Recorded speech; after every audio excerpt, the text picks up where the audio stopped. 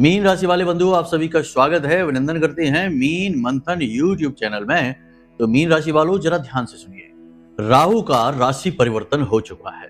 अब ऐसे में राहु आपको शुभ या अशुभ कैसे भी फल दे सकता है, यह तो समय ही बताएगा। समय समय पर हम आपको संकेत देते ही जाएंगे, मार्गदर्शन करते ही जाएंगे। लेकिन यह एक चीज इतनी शक्तिशाली है जिसे यदि आपने अपने पास रख लिया कुछ समय के लिए ही, तो राहु के साक्षात सकारात्मक परिणाम आप स्वयं अपने जीवन में महसूस करेंगे। बेहद ही गुप्त, बेहद ही शक्तिशाली और राहु को अत्यंत प्रिय है यह एक चीज।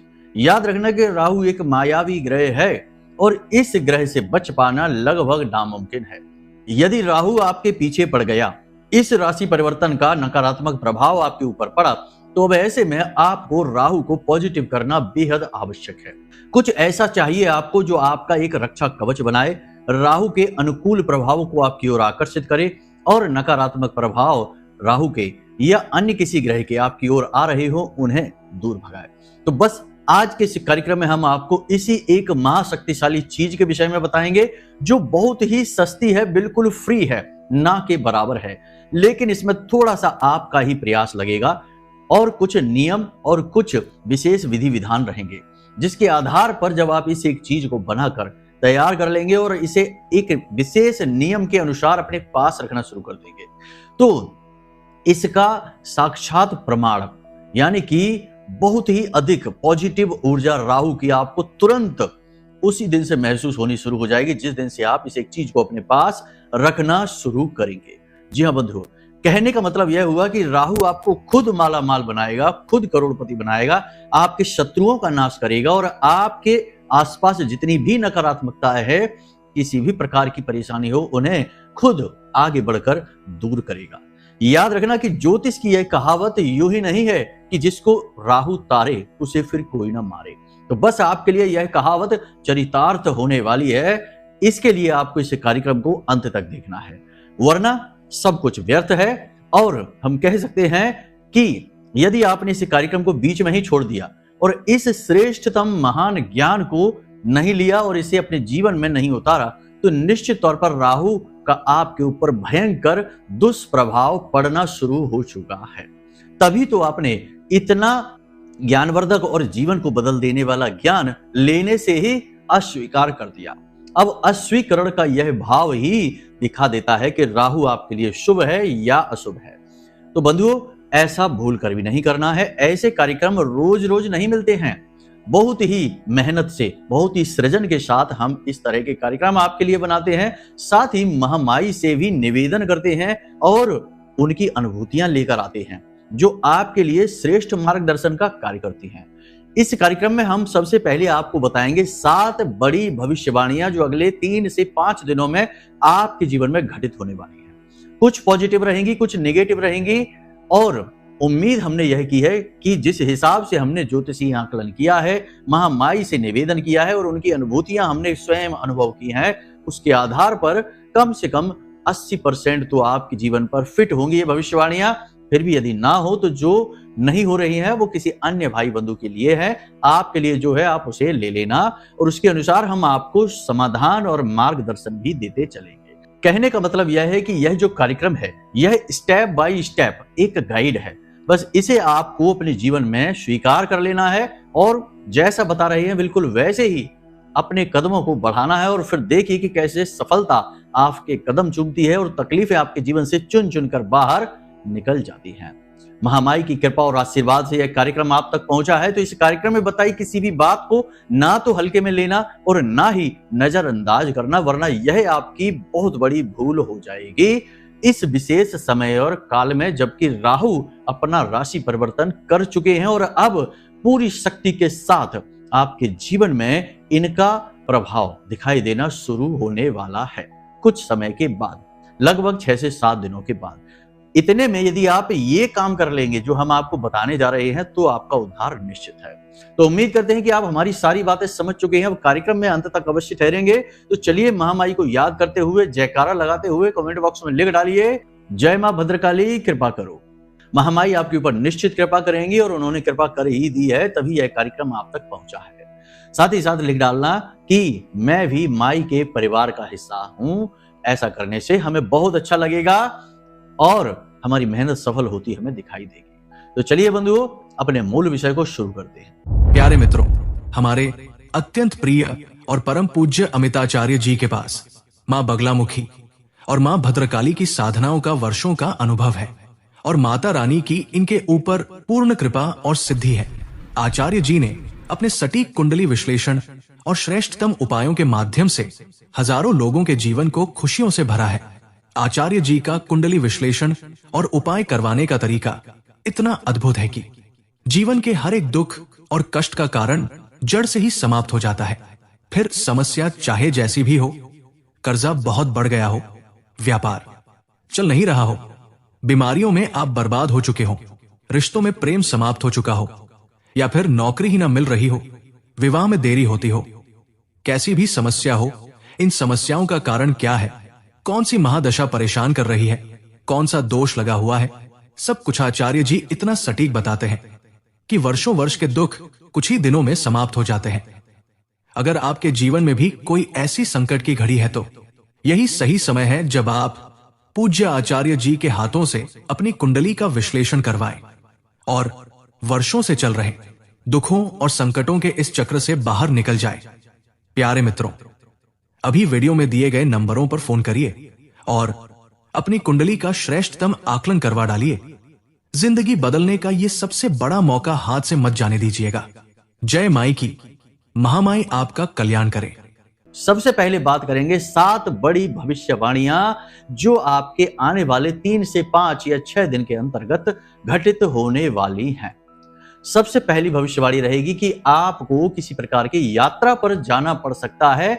बहुत अधिक चांस इस बात के हैं कि आपको यह व्यापारिक यात्रा रहेगी, यानी आपके कामकाज से जुड़ी हुई यात्रा हो सकती है। छोटी या बड़ी किसी भी प्रकार की यात्रा होगी। इस यात्रा में आपको कुछ विशेष लाभ भी प्राप्त हो सकते हैं, लेकिन यह यात्रा बहुत थकाऊ होगी और आप इस यात्रा में बीमार भी हो सकते हैं। तो थोड़ा स्वास्थ्य के लिए सतर्क रहें, सावधानी रखें और यात्रा में आप अपने काम और अपनी सेहत दोनों का एक सही संतुलन बनाकर चलें तो यह फलदायी रहेगी। दूसरी भविष्यवाणी यह रहेगी बंधुओं कि अगले 3 से 5 दिनों में आपके कार्यस्थल पर काम का दबाव बढ़ जाएगा और आपको नई जिम्मेदारियां प्राप्त होंगी। ये नई जिम्मेदारियां वैसे तो अच्छी हैं, आपके करियर के लिहाज से अच्छी हैं और आपके कार्यस्थल पर रुतबा और आपका वर्चस्व बनाएंगे, लेकिन इनके चक्कर में आपकी मेहनत बहुत अधिक हो जाएगी, तनाव की स्थिति उत्पन्न होगी जिससे आप बीमार हो सकते हैं, थकावट हो सकती है, आपकी भाषा शैली खराब हो सकती है। तो ये बहुत खराब होगा। आपको अपनी भाषा शैली पर पूर्ण नियंत्रण रखने की आवश्यकता रहेगी। नकारात्मकता को जीवन में नहीं आने देना है। हालांकि कार्यस्थल पर आपका प्रदर्शन बहुत अच्छा रहेगा, लोग आपसे प्रभावित रहेंगे, उच्च अधिकारी आपसे प्रभावित रहेंगे और आपके विरोधी सक्रिय तो रहेंगे लेकिन आपका कुछ बिगाड़ नहीं पाएंगे। इन सब अच्छाइयों के बावजूद भी आपके मन में असंतोष रहेगा, कुछ कमी सी आपको महसूस होगी, मन आपका खराब रहेगा। अगली भविष्यवाणी यह रहेगी कि यह आपके मन को प्रभावित करेगा। राहु का जो राशि परिवर्तन है, कहीं ना कहीं आपके मन में किसी प्रकार का कंफ्यूजन, किसी प्रकार का अंधकार, किसी प्रकार की नकारात्मकता, कुछ कमी सी आपको महसूस होगी और कहीं ना कहीं मन में कुंठा का भाव आपके रहेगा। इसी बात को लेकर आप लगातार टेंशन, तनाव की स्थिति में बने रहेंगे। इसी के साथ साथ अगली भविष्यवाणी यह रहेगी कि आपका धर्म के प्रति रुझान बढ़ेगा। कोई एक व्यक्ति, कोई धर्म गुरु या फिर अध्यात्म से जुड़ा व्यक्ति जिससे आपकी मुलाकात होगी, या आपके गुरु या कोई ऐसे सज्जन व्यक्ति आपके घर में आ सकते हैं जो धर्म से जुड़े होंगे, पूजा पाठ से जुड़े होंगे, जिनसे मिलने के बाद आपको काफी शांति का एहसास होगा, मन आपका शांत होगा, शुद्ध होगा, आपका खुद का भी मन पूजा पाठ में, भगवान की भक्ति में लग सकता है, धर्म की ओर आप आकर्षित हो सकते हैं। एक बात यहाँ पर हम आपको बता दें कि गुरु इस समय अतिचारी हो चुके हैं और इनका प्रभाव आपके ऊपर स्पष्ट दिखाई देगा। हालांकि मन में उथल पुथल, काम का तनाव, दबाव, थकान अवश्य रहेगी, लेकिन इन सब के बावजूद भी आप धर्म के प्रति अपना रुझान दिखाएंगे, अच्छे कार्य करेंगे, कुछ दान धर्म आप कर सकते हैं, कुछ न कुछ धर्म से जुड़ी गतिविधियों से जुड़ सकते हैं और बड़े बुजुर्गों का सम्मान करेंगे और सलाह मशवरा भी करेंगे। इसी के साथ साथ अगली भविष्यवाणी यह रहेगी कि पैतृक संपत्ति या फिर बिजनेस में जो पार्टनरशिप है उसे लेकर थोड़ा सा तनाव बन सकता है, बंटवारे की स्थिति भी उत्पन्न हो सकती है, या फिर किसी प्रकार की ऐसी कोई बात आपको पता चलेगी जो आपको अच्छी नहीं लगेगी, यानी कि आपके बिजनेस पार्टनर के साथ थोड़ा बहुत तनातनी हो सकती है, नकारात्मकता हो सकती है, परिवार में हिस्से को बंटवारे को लेकर बातें चल सकती हैं। इसी के साथ साथ जीवन साथी के साथ और प्रेमी के साथ भी तनाव की स्थिति बन सकती है। इससे आपके रिश्तों में थोड़ी सी खटास आएगी और आपको अच्छा कम लगेगा। एक बात यहाँ पर हम आपको बता दें कि आपके घर के किसी बड़े बुजुर्ग की सेहत से आप परेशान रहेंगे, उनकी सेहत को लेकर आप थोड़े से चिंतित नजर आएंगे और हो सकता है कि उनकी सेहत को लेकर आपको कुछ खर्चा भी करना पड़े, इलाज वगैरह में पैसा भी आपका खर्च हो सकता है। मानसिक चिंता कहीं ना कहीं उनको लेकर आपको बनी ही रहेगी। यहाँ पर हम आपको एक बात बता दें कि लापरवाही आपको बिल्कुल भी नहीं दिखानी है। कहीं से फिसलने, गिरने या चोट लगने का भी योग कुछ हद तक बन रहा है। साथ ही आपके हाथों से कुछ चीज फिसलने, गिरने, टूटने का भी, खास तौर से इलेक्ट्रॉनिक सामान का खराब होने का योग बन रहा है। कोई व्यक्ति आपसे किसी प्रकार की मदद मांग सकता है, पैसे की उधारी मांग सकता है। आपको ऐसे में पैसे की मदद किसी की भी नहीं करनी है, कैश आपको किसी को नहीं देना है, उधारी वगैरह बिल्कुल नहीं देनी है, वरना आपका पैसा अटकेगा। और सबसे बड़ी बात कि आपको जितना हो सके उतना योग, प्राणायाम और अध्यात्म की ओर अपनी रुचि को बढ़ाना होगा, नकारात्मक चीजों से दूर रहना होगा। इस समय आपको इसी की आवश्यकता है। देखिए, जिस समय जिस चीज की अधिक आवश्यकता होती है उस पर ज्यादा फोकस करना पड़ता है। आपके जीवन में अभी उथल पुथल शांत नहीं हुई है, नकारात्मकता कम नहीं हुई है, तो ऐसे में आपको ध्यान करना, ईश्वर का नाम लेना, भगवान की भक्ति करना, भगवान के भजन सुनना, पूजा पाठ करना बहुत अधिक शांति देगा और इसी की आपको आवश्यकता है। हो सके तो भोलेनाथ के मंदिर चले जाएं और शिवलिंग पर कच्चा दूध चढ़ा दें और थोड़े से चावल चढ़ा दें और वहीं बैठकर पंचाक्षरी मंत्र का एकाध माला जाप कर लें, या यूं ही जाप कर लें बिना माला के ही 10-15 मिनट के लिए जाप कर लें। इससे आपको बहुत असीम शांति का एहसास होगा। देखिए, यह उथल पुथल का समय है, ग्रहों के अनुसार नकारात्मकता का समय है, तो ऐसे में आपको सावधान तो रहना ही होगा और अपना विशेष ख्याल रखना होगा, वरना सेहत से तो आप परेशान होंगे ही, आपको अपनी जेब से भी परेशान होना पड़ेगा। यानी कोई ना कोई आपको परेशान करेगा, चूना लगा देगा, पैसे आपके ले जाएगा, और या फिर आपका कोई कीमती सामान चोरी हो सकता है, गिर सकता है, खो सकता है। तो आपको हर तरफ से सतर्क रहने का यह समय है, धर्म से जुड़ने का यह समय है और अपने आप को समझने का समय है कि आपका मन क्या कहता है, आपके अंदर क्या चल रहा है, इसी समझने का समय है। दुनियादारी को इस समय छोड़ दीजिए, अपने ऊपर ध्यान दीजिए और अपने काम से काम रखिए और अपने ऊपर एकाग्रता रखिए। दुनिया की हलचल और दुनिया की बातों से किसका भला हुआ है जो आपका हो जाएगा। यह सब हम आपसे इसलिए कह रहे हैं कि इस समय आपको अपने मन पर नियंत्रण रखने की बहुत अधिक आवश्यकता रहेगी। तो ये सारी बातें हमने आपको बता दी आने वाले समय की। इनमें से बहुत सारी बातें आपके जीवन में मैच होने वाली हैं, तो उनके बारे में सावधान रहना। सबसे अच्छी चीज यह रहेगी कि आप जब इस कार्यक्रम को देख रहे हैं उसी दिन या उसके अगले दिन एक घड़ी, यानी कि काले रंग की घड़ी आप खरीदें, नीले रंग की भी खरीद सकते हैं, दीवार पर लगाने वाली घड़ी की बात हम कर रहे हैं। इस घड़ी को खरीदें और जाकर मंदिर में दान अवश्य कर दें।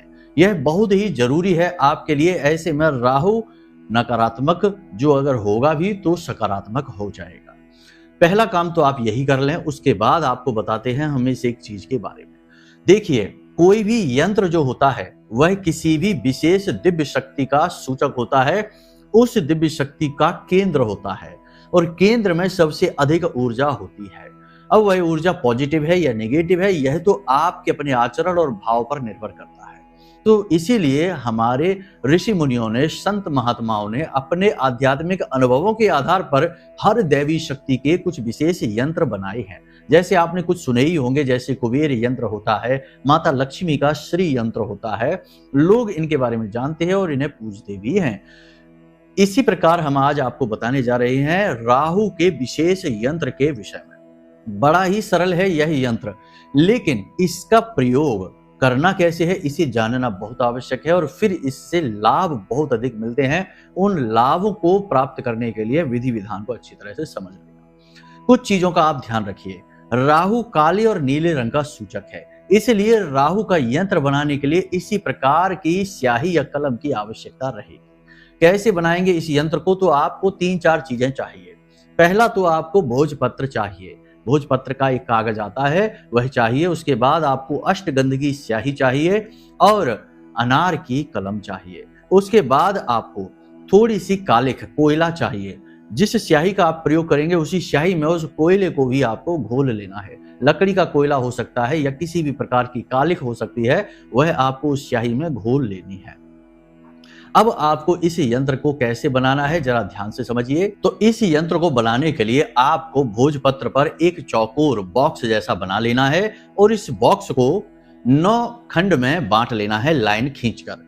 तो आपको यह चित्र आपके मोबाइल की स्क्रीन पर भी दिखाई दे रहा होगा। इसी चित्र के अनुसार इसे खंड में बांट लेंगे। हर एक खंड में एक विशेष अंक है जो राहु की ऊर्जा को केंद्रित करता है। तो इसी प्रकार इन अंकों को भी आप लिख लें, जैसे कि वे आपको वीडियो में दिखाए गए चित्र में दिखाई दे रहे हैं।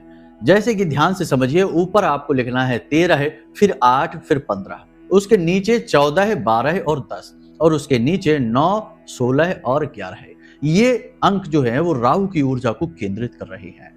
उसके ऊपर यानी यंत्र के ऊपर राहु का बीज मंत्र आपको लिख देना है, यानी ओम रांग राहवे नमः।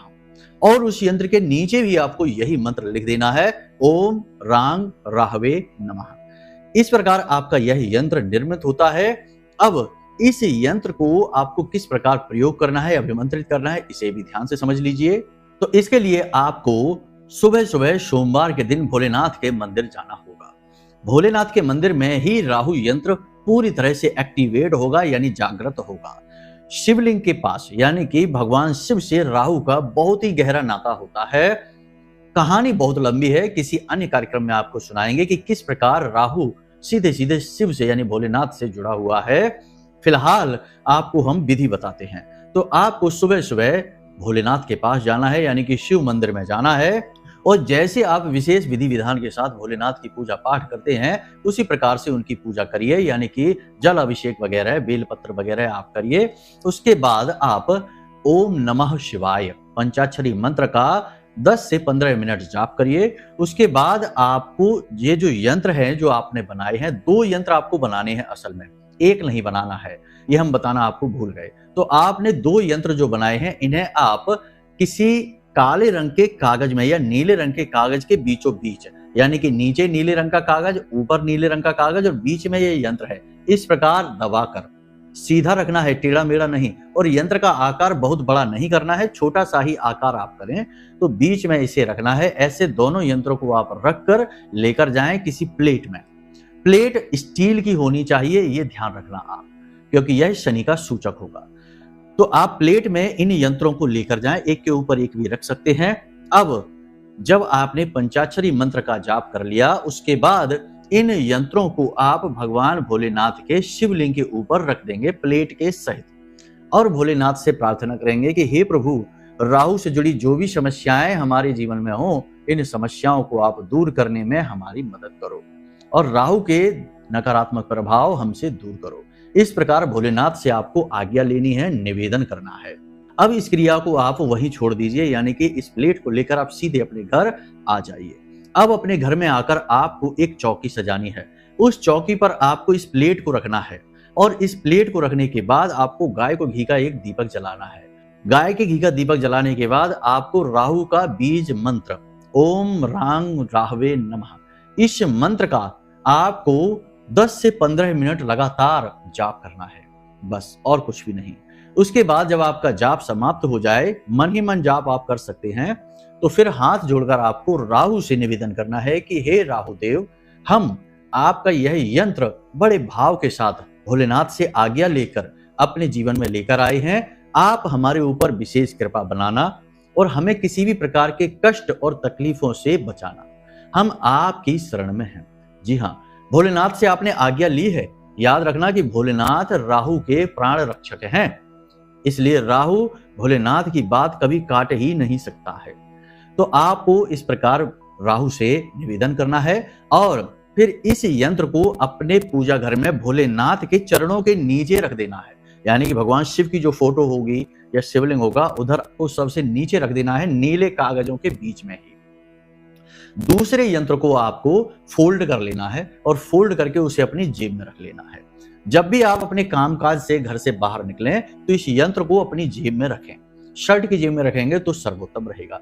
चमड़े का पर्स वगैरह है तो उसमें इसे स्पर्श ना कराएं, क्योंकि यह पवित्र वस्तु बन चुका है। अपने पैंट की पीछे की जेब में या पैंट की जेब में ना रखें, पर्स में रखें, लेकिन पर्स कपड़े का होना चाहिए, या अपनी शर्ट की जेब में रखें, सर्वोत्तम है। इस यंत्र को रखकर आप घर से बाहर निकलिए। आपको कोई मंत्रोच्चारण नहीं करना, कुछ भी नहीं करना है, और आप देखेंगे कि कैसे आपके बिगड़े हुए काम भी बनते चले जा रहे हैं। जहां जहां आपकी बात बन नहीं पा रही थी, लाख प्रयासों के बाद भी आपको कामयाबी नहीं मिल पा रही थी, वहां अचानक से एक कामयाबी मिलनी शुरू हो जाएंगे। आपके शत्रु तो आपके सामने परास्त ही हो जाएंगे, घुटनों पर बैठ जाएंगे, आपका कोई तोड़ ही नहीं होगा। दिन दूनी रात चौगनी तरक्की आप करेंगे। यह यंत्र पूर्ण रूप से शास्त्रीय पद्धति से बना हुआ है, इसलिए इस यंत्र का बहुत अधिक महत्व है। जब आप अपने काम से वापस आए तो इस यंत्र को पुनः अपनी जेब से निकालकर थोड़ा शुद्ध होने के बाद अपने पूजा घर में भोलेनाथ के चरणों के पास रख दें। अगले दिन जब आप जाएं तो फिर से इसे उठाकर अपनी जेब में रख लें। बस इसी क्रिया को लगातार दोहराते रहें। जब आप इस यंत्र को जेब में रखे हुए हों तो उल्टे सीधे हाथों से इसे बार बार स्पर्श नहीं करना है, इसके बारे में किसी को नहीं बताना है, बेहद गुप्त रखना है इसे। और जब आप यह यंत्र आपकी जेब में हो, आपके पास हो, तो आपको शमशान घाट नहीं जाना है और किसी भी व्यक्ति से, ऐसे वैसे व्यक्ति से, नकारात्मक व्यक्ति से स्पर्श नहीं करना है, दूर रहना है आपको। और बस जुआ, शराब, सट्टेबाजी, मांसाहार आदि से दूर रहना है, साधारण जीवन जीना है और मेहनत करनी है। और भगवान से निवेदन करना है कि भगवान, आपने जो हमें मार्गदर्शन दिया है, जो हमने प्रयोग किया है, इस प्रयोग में हमें आप सफलता दिलाइए, हम आपकी शरण में। और देखिए फिर कैसे आपके काम बनने शुरू हो जाते हैं। इस प्रयोग को एक बार करके अवश्य देखना, फिर इसके जो भी लाभ हैं आपको वो हमें कमेंट करके अवश्य बताना। लाभ इसीलिए कह रहे हैं क्योंकि लाभ ही होंगे, हानि तो हम कह ही नहीं सकते, क्योंकि हानि इसकी कभी हुई ही नहीं आज तक। जिसको बताया, जिसको बनवाया, उसे केवल लाभ ही हुए। हाँ, ये हो सकता है कि लाभ थोड़े कम या फिर ज्यादा, ये आपके कर्म पर निर्भर करेगा, आपकी क्रिया शक्ति पर निर्भर करेगा। उम्मीद है आपने सारी बातें समझ ली हैं। अब आप इन बातों को अपने जीवन में उतारेंगे और खुशियां अपने जीवन में खुद खींच कर लेकर आएंगे। याद रखना कि आपके कर्म ही आपको सुखी बनाएंगे। हमारा काम तो केवल मार्गदर्शन देना है, मार्गदर्शन हम देते रहेंगे, आप बस चलते चलिए, सफलता आपका इंतजार कर रही है। उम्मीद करते हैं आपको सारी बातें समझ में आ गई हैं। फिर भी यदि कोई प्रश्न मन में उठे तो आपको हमने नंबर वीडियो में दे रखा है, इन नंबरों पर फोन करिए, प्रश्नों के जवाब लीजिए। कुंडली विश्लेषण कराना है तो कुंडली विश्लेषण करा लीजिए, सारी जानकारी हम आपको दे देंगे, उपाय दे देंगे, आपके जीवन में खुशियां आ जाएंगी। चलिए बंधु, आज के इस कार्यक्रम को यहीं विराम देते हैं। हमेशा हंसते रहिए, मुस्कुराते रहिए, सकारात्मक रहिए, महामाई पर अपनी आस्था और विश्वास बनाकर रखिए, क्योंकि आपका उद्धार तो वहीं से होना है। तो प्रेम से बोलिए जय माई की। हमारे प्रिय और परम पूज्य आचार्य जी ने अपनी साधनाओं के अनुभवों पर आधारित शक्तिशाली उपाय और क्रियाओं के माध्यम से हजारों लोगों के जीवन को पूरी तरह से बदला है। आचार्य जी के द्वारा बताया गया हर एक उपाय इतना सटीक और कारगर होता है कि जो भी इसे पूरे भाव के साथ कर लेता है, उसे साक्षात महामाई की कृपा और आशीर्वाद प्राप्त हो जाती है।